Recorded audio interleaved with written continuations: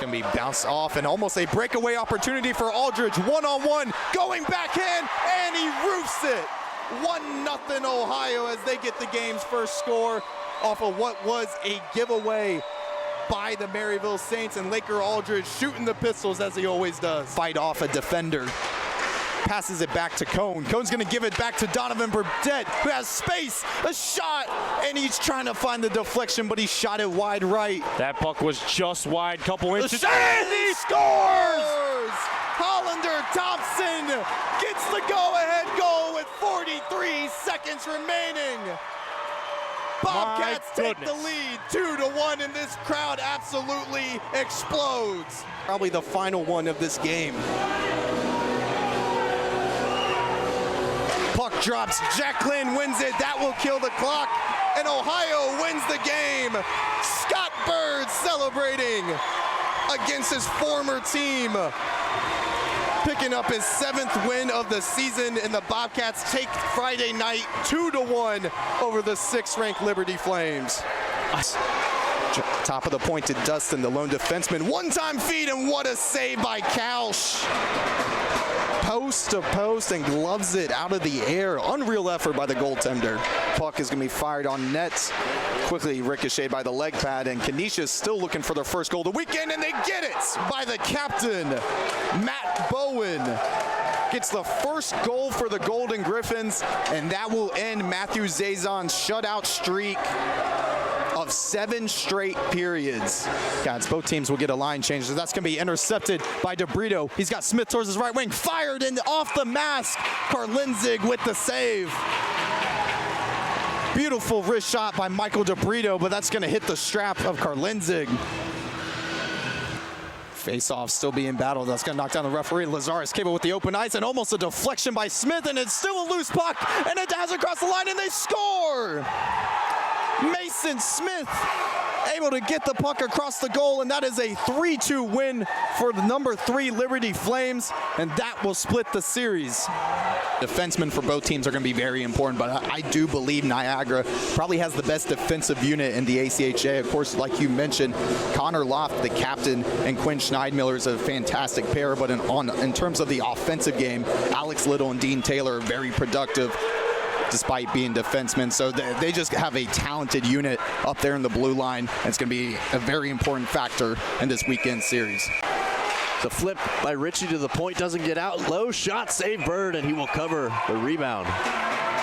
And already what you're seeing is Pitt wants to disrupt the net, disrupt the vision of Scott Bird, having a couple bodies near the net, and then when they have that shot from the point, they really want to crash the net and capitalize on those rebound attempts. I mean, that's what Pittsburgh does. They like to score those dirty goals down low and near the goaltender, get those rebound opportunities and convert on them. I mean, Pittsburgh, they average about 4.5 goals as well, and Ohio averages 5 goals per game. So this could be a high-scoring matchup, especially with what both offenses bring into this weekend. 14 seconds to go on this power play down low. Across, scores!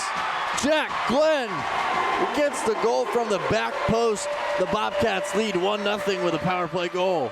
And with that, that is the 5th goal of the year for Jack Glenn, the captain of the Ohio Bobcats. And that was just great facilitation, almost like a triangle between Noah Holt, Hollander, Thompson, and then finally back down to Jack Glenn. It really backed down the Bearcats, and really haven't seen the Flames establish themselves with puck possession in the Bobcats defensive zone. Bobcats win that draw. Hunt, indecisive if he wants to pass or shoot. He feeds it down to Cox Smith. Hunt to now Tucker Shields on the left wing board, and that looked like his shot hit the side of the net. Cox Smith tried to cough it up in front. No Flame was there. Glove down by Shields in the high slot, trying to get the one-time feed to Cox Smith, but it bounces off his skate rather than his stick. And now the Bobcats will clear it out of the zone, dump and chase. Will Cone and the rest of his penalty kill unit will get a full exchange. That is exactly how you defend that. Obviously some miscues from Liberty, but Ohio knows exactly what to do on the miscues and on the regular things. That is what they would love to see. Tucker Shields now trying to fight off Luke Reeve. And Shields is going to try and take it coast to coast if he can. Still trying to battle it off. Looks like he got wedged off the board by Ritchie. And now a loose puck battle in the corner. Hunt finding some open space. Backhand to Fisher, and he scores! attacking the short side post, and Fisher ties this one up. And they finally find the slot to punch it in right there. That is an amazing shot. Great puck movement there by the Flames. That is exactly what they needed. Not only do they tie it up, they get the momentum pretty much from the entire third period. That is exactly what you do there. That is quite an amazing shot. Like you mentioned, Patrick, it's been a period and a half since either team has scored, so now the momentum definitely flipped towards Liberty, and for the defenseman, I believe it was Fisher, who gets his third goal of the season, and a big one, in fact. But now the Bobcats 2-on-1. Albers looking for a second. Couch traps it with his chest and then picks it up with his glove. You know, Drake Albers almost repeated a history last time I was on here with you last week versus Canisius. Right after Canisius scored, Luke Reeve immediately, no, it was TJ Holt Noah Holt came right back in and scored again. That almost happened. Both teams still caving in on the face-off circle. It looks like Matthew Auvert will win the draw. And now it's Carney looking for the loose puck, sending it down towards Bird, who was out of his net trying to play it. Quickly tethered back to his crease. Anderson back to Cable. Anderson at the top of the point. Bobcats doing a great job following him. Man-to-man, shot on goal by Anderson. Bird been very active in this third period, covers the post, and that puck trickles past Monroe. And Couch, who's played nearly every puck, will step aside and feed it up north. And now a 3-on-2 almost, or now 2-on-3 in favor of Ohio. That pass is deflected, and now Feemster, the brother of the captain, Sam Feemster, that's Josh Feemster, the defenseman out there. Diem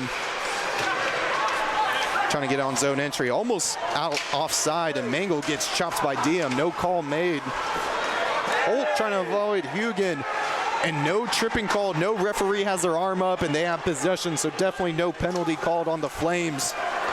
Interesting result of that. And a huge hit there by Hugen.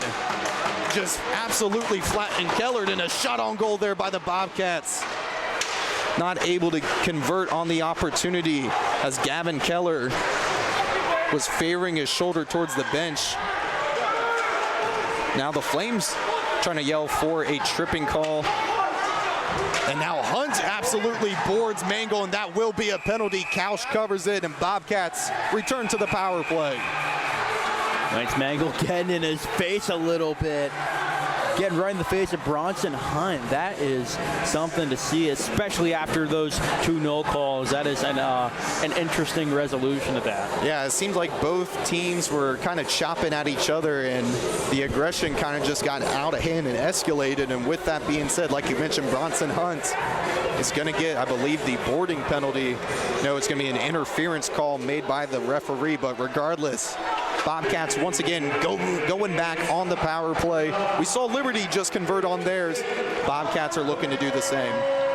We'll go into the locker room after one night, and you can see a leg pad tap from both goaltenders, Conrad Couch and Scott Bird. Two goaltenders who were just phenomenal in net. We've mentioned it time and time again. 31 saves by Couch on 33 attempts, and on the opposite end, Scott Bird makes 17 saves on 18 chances. Plenty of respect, but Scott Bird is amped with that victory and will probably be the first star of tonight's game. But for tonight, we will step aside. I'm play-by-play commentator Jake Collins. Alongside with me for the third period was Patrick Langworthy. Until next time, tomorrow night, puck drop 5 p.m., and you don't want to miss it. We'll return to Bird Arena. For us here tonight, have a good one, and we'll see you tomorrow on the Ohio Hockey Network, presented on the Flow Sports streaming service.